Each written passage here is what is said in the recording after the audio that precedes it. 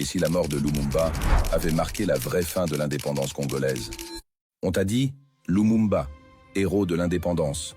On t'a caché Lumumba, briseur de serments coloniaux. Le 30 juin 1960, pendant que les foules acclamaient, une autre cérémonie avait lieu. Une cérémonie invisible, celle où le Congo était vendu. Pendant que Lumumba prononçait son discours de révolte dans des salons feutrés de Bruxelles, de Paris, de Washington, les mines étaient déjà partagées, des cartes tracées, des contrats signés.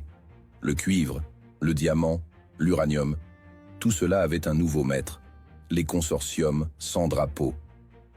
Mais Lumumba a vu, il a compris que le Congo n'obtenait pas l'indépendance.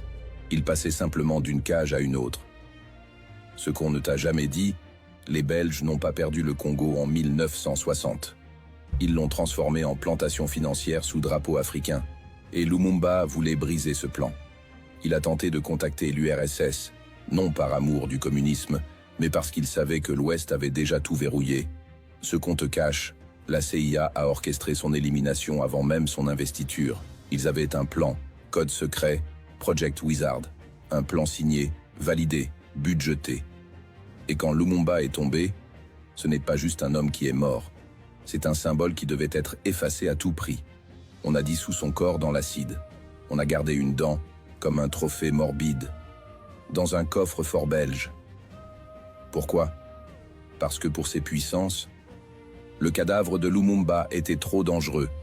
Il pouvait réveiller l'Afrique. Et ce qu'on ne te dira jamais, son assassinat n'a pas seulement été politique. Il a été rituel. Les lieux, la date, les acteurs. Tout a été choisi pour envoyer un message. Aucun Africain ne doit oser relever la tête, sans payer le prix fort. Et depuis, le Congo saigne. Non par hasard, mais parce que le pacte scellé sur le corps de Lumumba tient toujours.